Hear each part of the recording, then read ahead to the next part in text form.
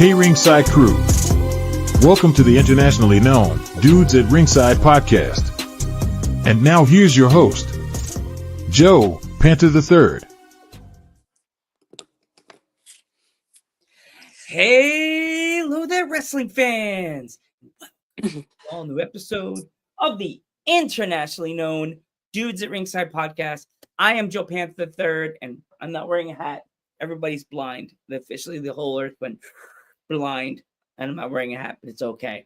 I have a woman that was on the podcast before, and I figured I'd bring her back because she has some awesome things to talk about, as always. Let's give a warm Dudes at Ringside return to Calamity Kate. Welcome back, Calamity Kate. Thank you for having me. Awesome. So, Kate, what have you been up to since the last time we were in the Dudes at Ringside studios?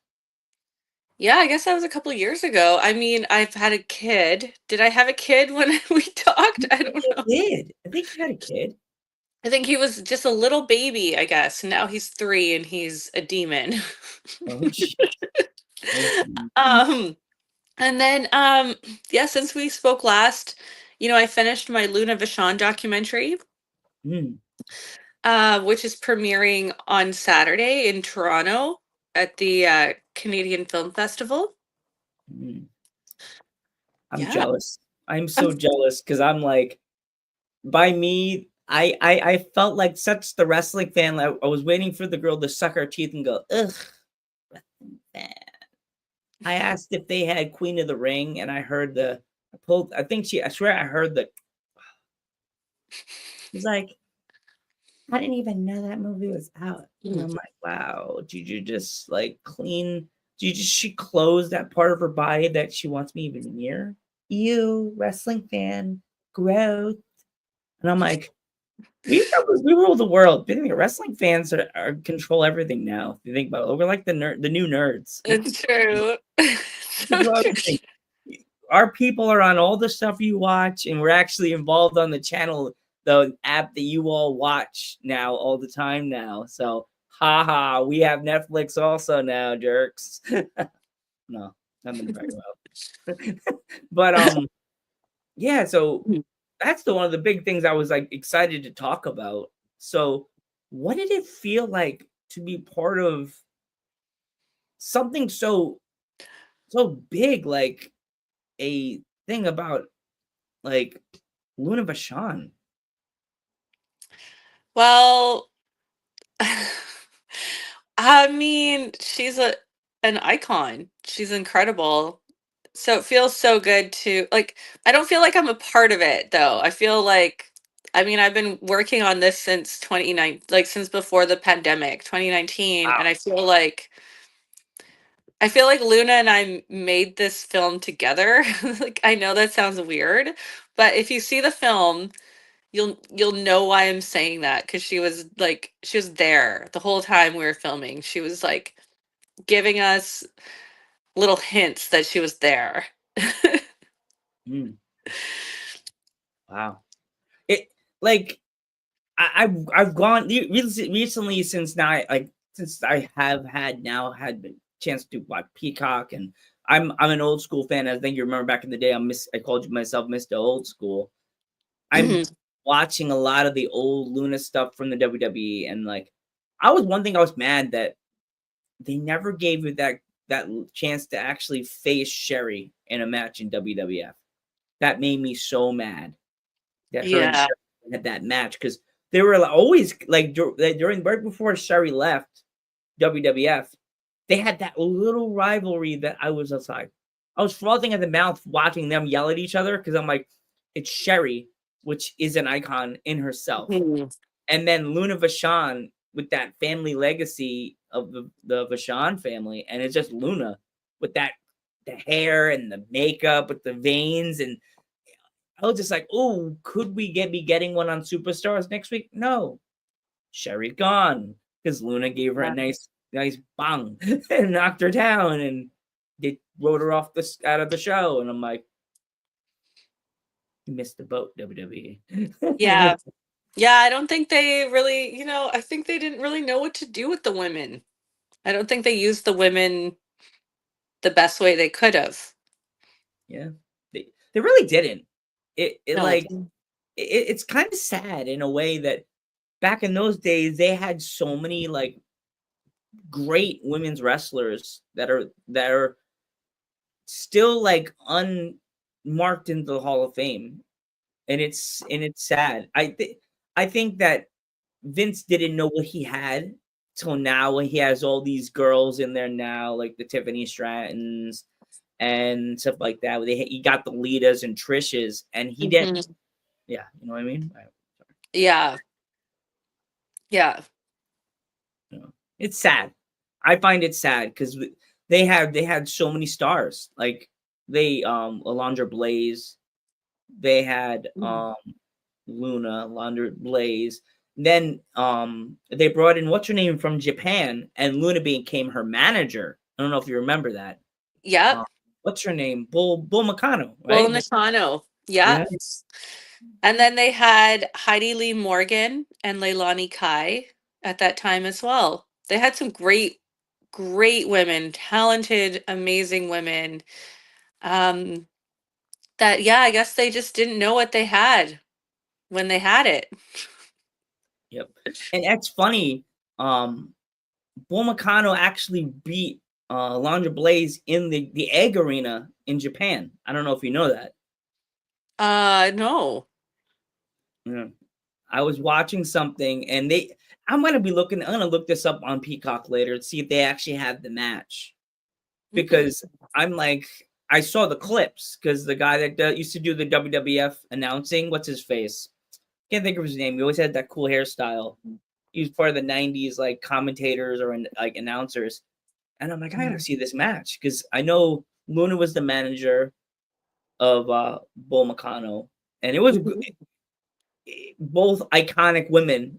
You had to have a good match for the fans of Japan because they absolutely love wrestling, and Bull Nakano is their goddess.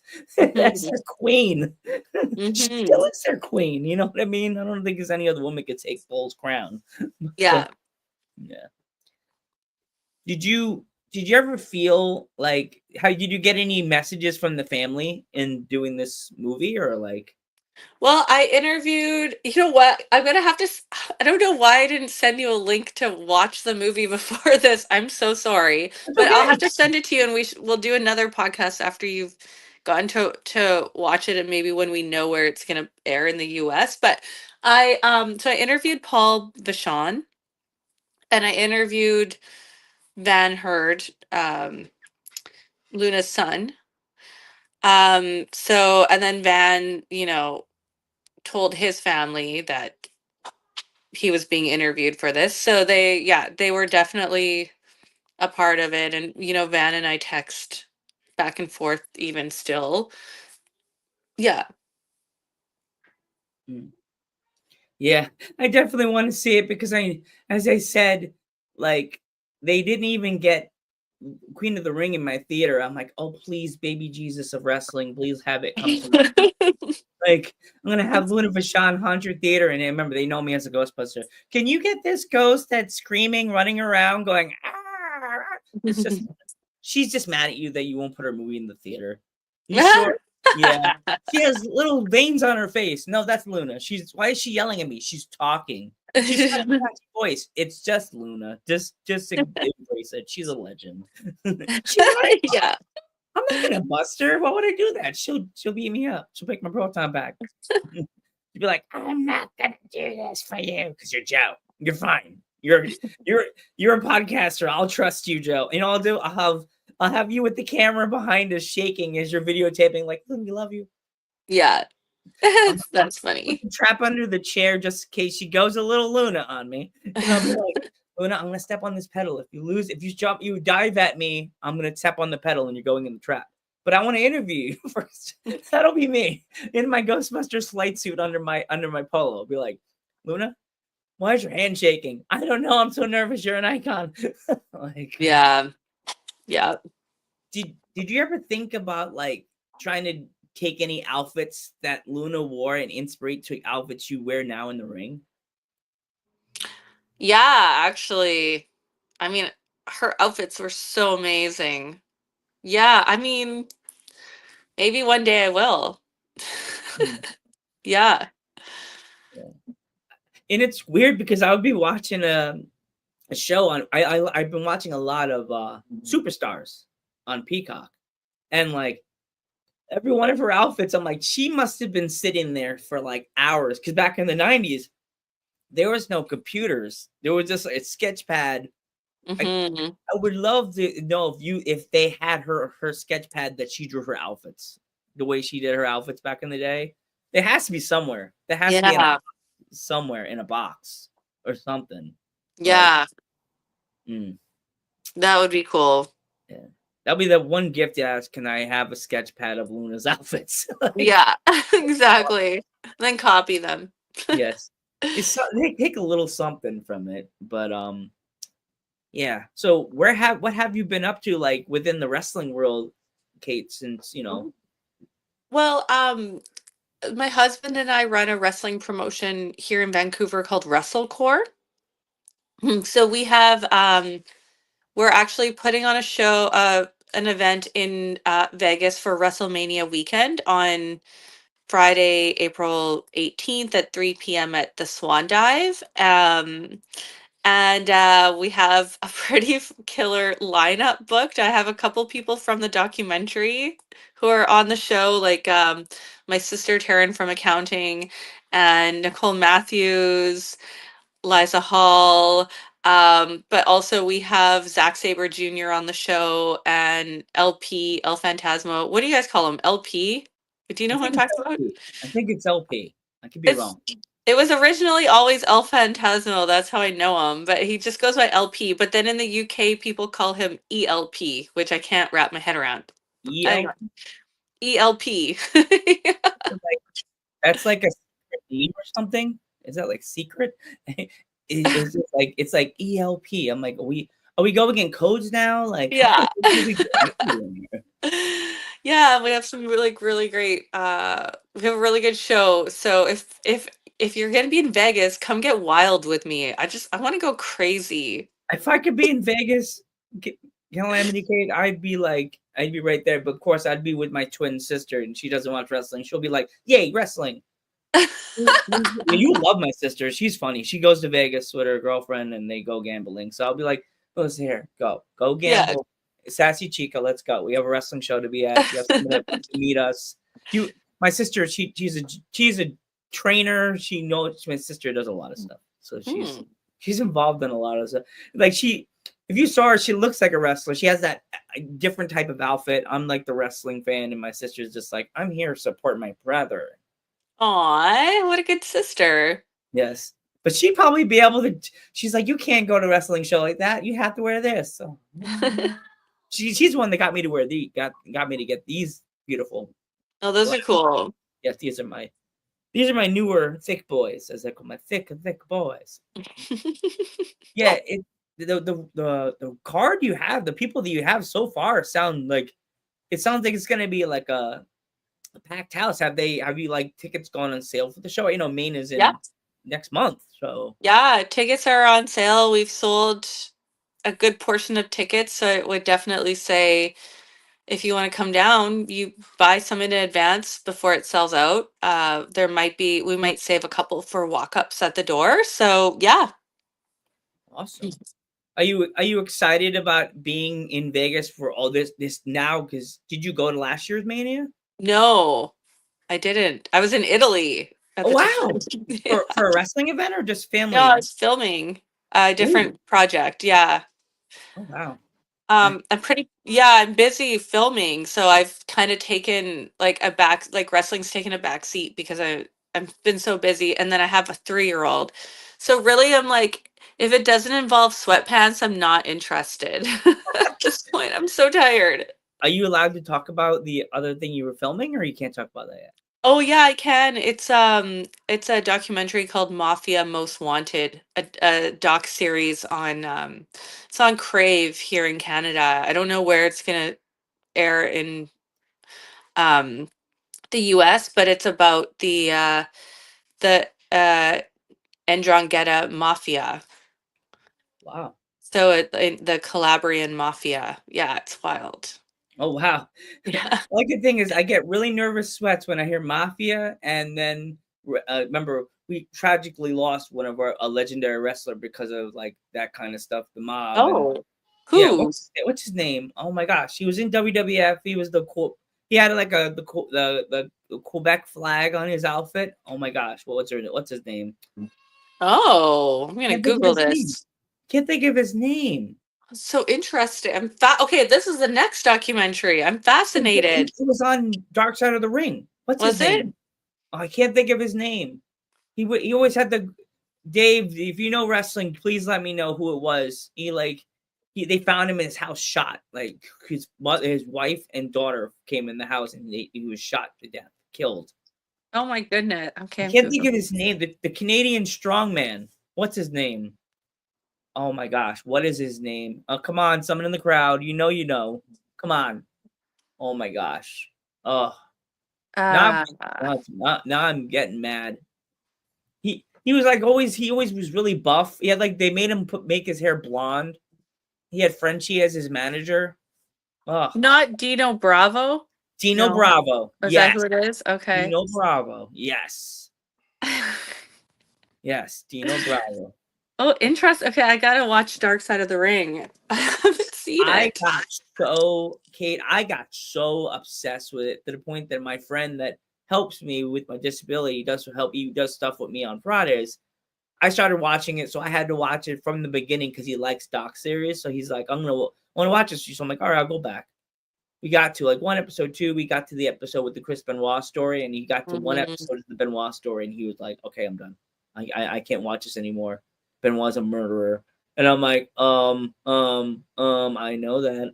I know that. Calm down. Yeah. And that's part of Luna's story too, right? Is in 1 year, in 2007, Nancy Benoit was murdered, who Nancy gave Luna her name. Oh, wow. Because she was Nancy Sullivan with the Army of Darkness when Luna just first started wrestling. And then that same year, Sherry Martel died and Bam Bam Bigelow died, all within a year. And like, how's that going to affect your mental health, right? Oh, God, yeah. That's gonna. So yeah. There's a big connection there, That's gonna really zap your brain. Oh. Yeah. Now you have something to write and make another make another story. I'm so tired, but also Dark Side of the Ring, they've got it all covered. You can always ask to help them film those too. They don't want me. Aw. I know. You ever make a story about me, about my grandfather? No one's ever thought about my grandfather, a story about he was only wrestling from 1955 to 1965, but he wasn't. Oh, cool. That's where cool. I get the name from. That's why I'm the Panther. I love that. That's awesome. As I have invisible bongos. I don't know where they came from. They're just there. Yeah. So awesome. So that's so cool that you film, like you do like filming and stuff like that and directing. Is it like almost like a directing, or you just help them film? I do. I am a director and I'm a producer. Wow. So the Luna Vahan lunatic documentary I directed, and then the Italian mafia one I was a producer on. It's my friend Dave. Featured on Tubi. Oh, Dave's Dimensions. What's that? Dave's Dimensions. He talks about like nerd stuff and like toy collecting and fun stuff like that. He's a very nice guy. Love it. He's very cool. Nice guy. He's very cool. If you saw his room, you'd be like, wow, he has like shelves of toys in his room. Yeah. And stuff he hasn't even opened yet. Wow. I wonder what it's worth. Oh, he could probably say a lot. He has a camera, Kate. If you move this way, the camera goes, and then you move this way. So it goes, cool. Wow. Like in the bedroom. Like, his camera looks like RoboCop when you do this, and his eyes. I'm like, wow. Like Dave, your camera's making me. Like, I told my Dave, don't move anymore. The camera, I'm getting seasick. That's so funny. Yeah, it's me. But yeah, that's I find that so cool, Kate. That like you found a niche in something other than wrestling that you like. You're really dedicated to. Like most people can't get out of the wrestling niche and find something else that they find exciting.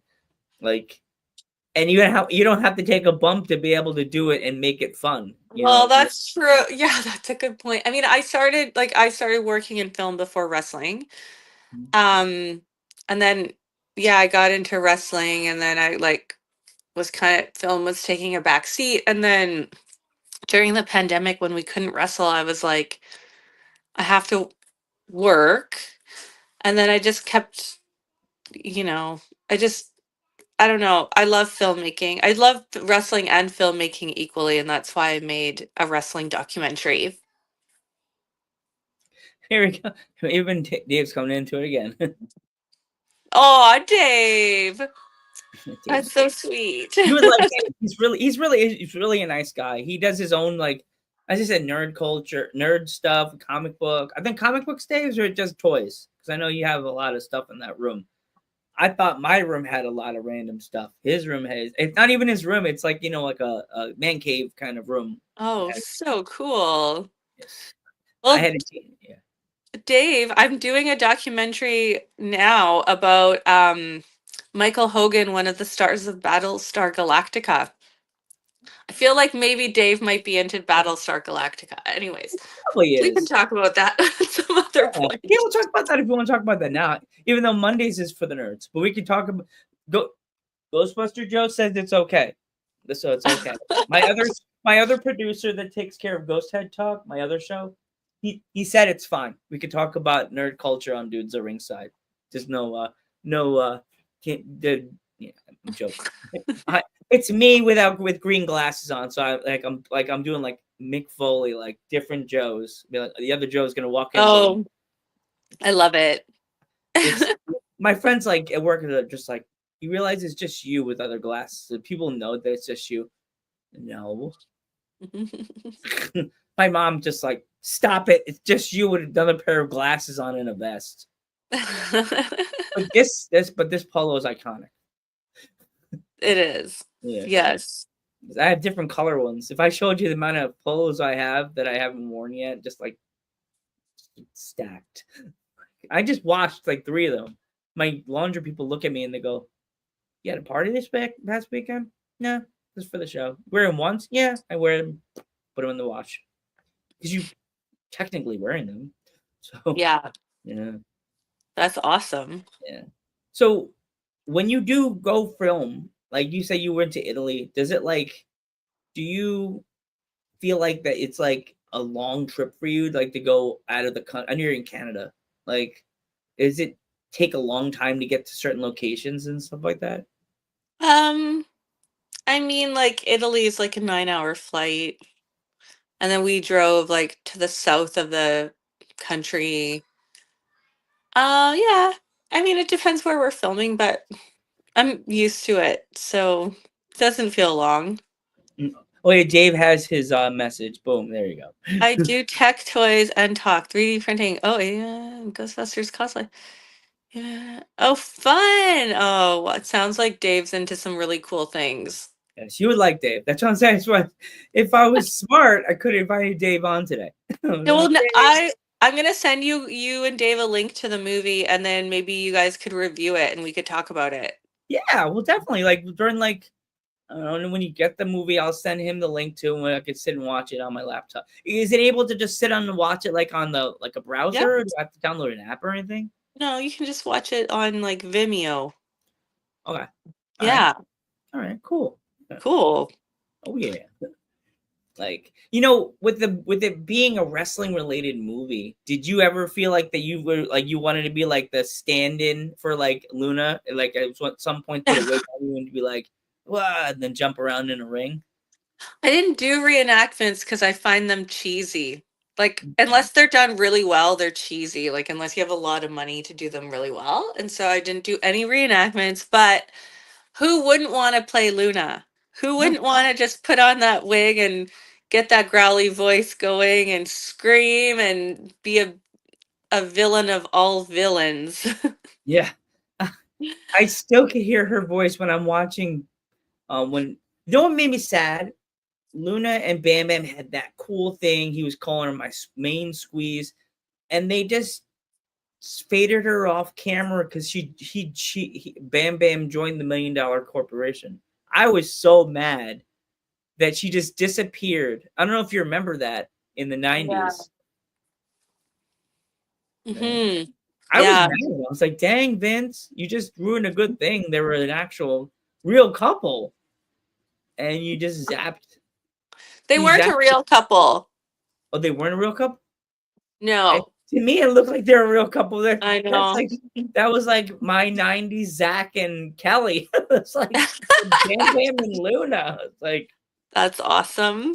Yeah. Even though a lot of people didn't, you know, it's funny. I like the faces, but me seeing like a cool character like Luna Vahan and like Bam Bam Bigelow, you know, he's one of those wrestlers that he never changed. His gear always stayed the same with the fire and the hate on his head. But Luna always looked different every show. It's like she never had the same outfit. It feels like she'll wear the one outfit and go, nah, I don't want to wear this one again. Put a new outfit. I need a new look. Like, give me like, even when she moved on and she came back and she worked with when she worked with Goldust, she changed her look too. She changed her look. Yeah, she had like the braids and the clear skirt.